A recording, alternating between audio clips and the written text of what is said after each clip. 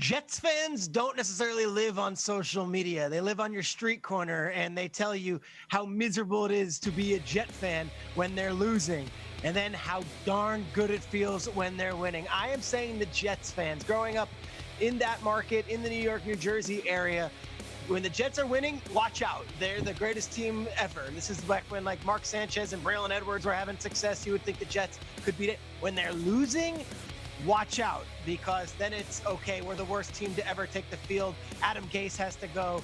Sam Darnold's not the guy. We're showing Fireman Ed. It's not even about Fireman Ed. It's more about like the Joe Beningo types and the guys on the talk radio who are talking all day about the Jets, good or bad. It is a consuming livelihood for Jets fans. There are no many great playoff wins over the last 20 years. No, it goes all the way back to Namath and maybe Vinny Testaverde in 98. But besides that, it's been a lot of low years, and yet still so much pride. I think Jets fans are the best fans in football because they live and breathe with that team, win or lose, and you can feel it every single day. You know exactly how the Jets are doing based on the words around the street on the corner. Before the draft became the absolute spectacle that it was, you could always count on it when it was in New York, those Jets fans hanging over that barricade, ready to just boo the ever-living hell out of the pick. My microphone's off. I'm going to hold it here like a reporter on the scene. But, guys, my most passionate fan base, Action News Live, coming to you from Brandt's basement. It's leaky down here. What a crap hole.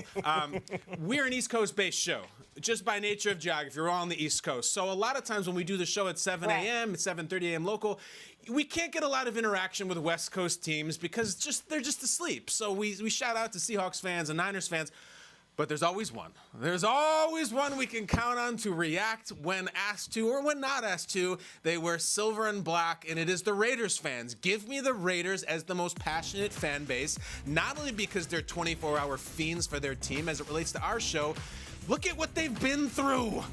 Their team goes to Los Angeles, it leaves Oakland, and then years later it comes back. All right, now it's going to Nevada, and they're still all in. Let's not forget either, guys. Thick and thin. 13 straight years they went in this past decade without a winning record. Not even a 9-7. 13 straight years. I've met it firsthand. Autobiographical. When I was about 22 years old, I went to a friend's house to watch football on Sunday. He had another friend there. I was young and stupid. That friend was wearing a Raiders jersey. And I said to him, oh, hey, commitment to excrement, huh? And he goes, dude, I don't think that's funny, and if you say that again, we are fighting. And he was not kidding. And I was like, I'm sorry, man. And I never said it again. I will never make the joke again. And I think that guy would have whooped my butt. And Raiders fans, I will never cross it. I respect you, and I hope you guys blow up in Las Vegas in that new stadium with Mariota, Ruggs, whoever it may be. I think they're the number one most passionate.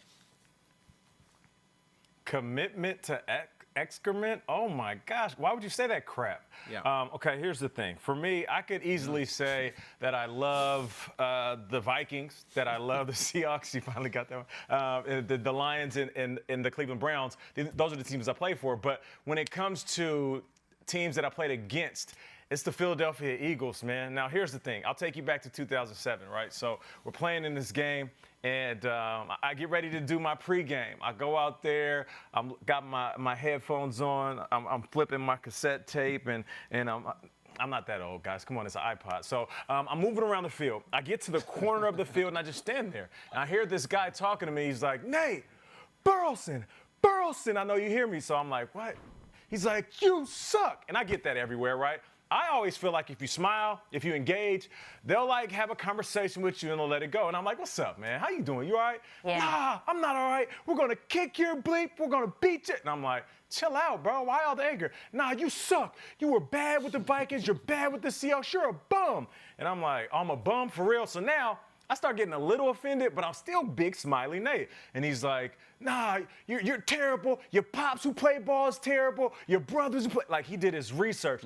When you start talking about the family, that's when I really get mad. So I was like, really? It's like that? So now I'm kind of mad. I'm trying to be the bully now. I walk closer to the rail and I'm like, for real? Seriously, for real? And you know, he's protected and I'm not going to go up there. So he's like, yeah, I can't wait till we knock you on your, and I'm like, all right, look, after my first touchdown, I'll be back. And he was like, what? You're not going to score? You're not going to score. And then the game rolls on, and we started rolling them up. Matt Stafford hits me on a crossing route. I catch this ball, I see Lito Shepherd in front of me. I hit him with the 1-2 step, and I'm looking at that end zone. Woo. I am looking at that end zone, and you know what? I'm like, you know what? I got to do my little Hawk Nasty dance. I bring the logo out. I'm doing my wings because obviously they're the Eagles, we're the Seahawks. I'm flapping my wings. And the whole time, I'm not thinking, oh, yeah, I got a touchdown. I'm adding to my stats. We're beating up on the Eagles. You know what I was thinking about? That dude in the crowd. So usually after a play, you go and you check out the pictures, the photos. I walk off the field. I start jogging. Hasselbeck's like, yo, Nate, we got to look at the clips. And Deion Branch is like, bro, where you going? I was like, hold on, I'll be right back. I walk behind the bench.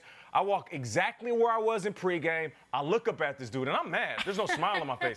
I've been thinking about this for like 2 hours. And he looks at me, and he was like, Burleson, you all right with me? You all right with me? And I was like, that's what I thought. And he was like, I still hate the bleeping Seahawks after that. But I can respect it because he was talking trash for his team, but then after you actually show that you're good, it's kind of like Philadelphia fans, like they'll talk trash. But if you're good, they'll respect you, and I respect that.